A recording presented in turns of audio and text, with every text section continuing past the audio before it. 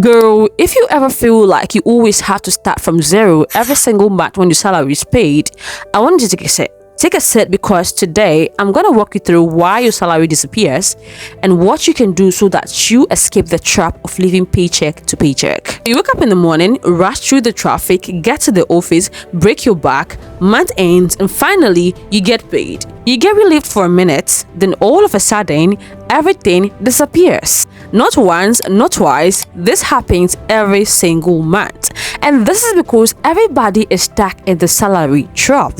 And that is why every single month you find yourself starting from square one. So where does your salary go? Girl, your salary wasn't designed to make you rich. It was designed to keep you coming back to work. You obviously had to go back to work, and your salary does not magically disappear. Girl, it goes to your fixed expenses. You can't just decide to stop eating. You can't just decide to stop paying rent. You have to take the bus to work. And all this comes from your salary. Your life is full of expenses you cannot ignore, and that is why your salary seems to never be enough. Stay with me because there's more.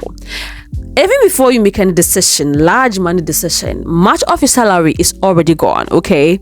And that is why you do not have to depend on only one source of income. Now, the salary disappearing doesn't only happen to careless people, it happens to every single human being. And funny enough, educated people are the people on the top of this list because educated people like to keep up with appearances, and because of this, lifestyle inflation creeps into their life without their notice. Okay, every raise they get comes with an upgrade. Every raise they get, they upgrade their phone, they upgrade their taste, they upgrade their apartment. And so another day you're working, you're getting the raise, but it all goes away before you can even blink. That's the reason why your salary seems to disappear.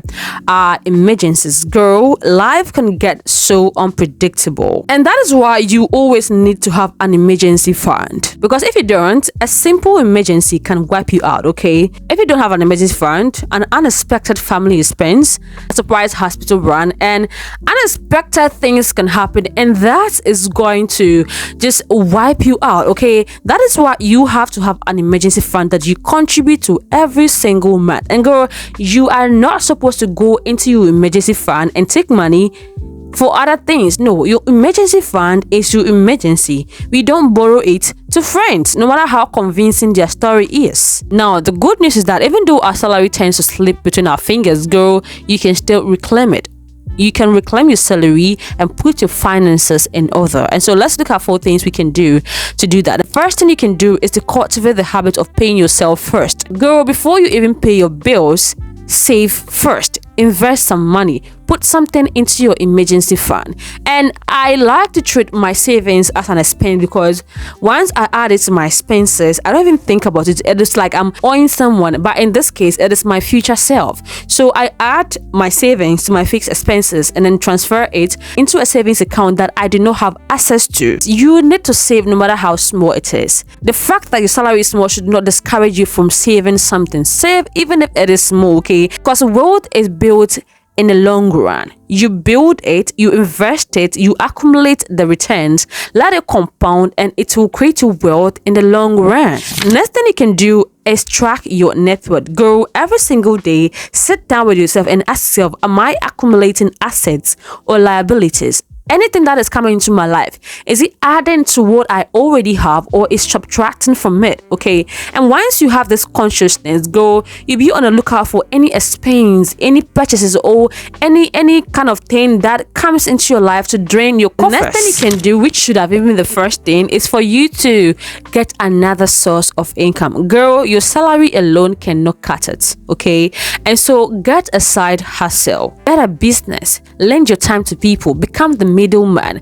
And becoming the middleman is one of the most creative things people are doing on the internet right now. So you get a business, you advertise your product, and if somebody wants to buy, you get in contact with the business owner, and then they handle the shipping, and then you take your cut. As simple as that. Now, that second income might not be something huge, but at least it saves you some form of stress. Okay, you can decide to use that for maybe your transport and then utilities, and what you should have used to pay that from your salary, you rather save and invest it. Next thing I want us to do is to have regular audits. Go audit yourself from time to time. Sit down and ask yourself, am I on track? Okay, am I working towards achieving my money goals? And if I'm not, what can I start doing today that will lead me in the direction of my financial goals? So that's it for today, girl.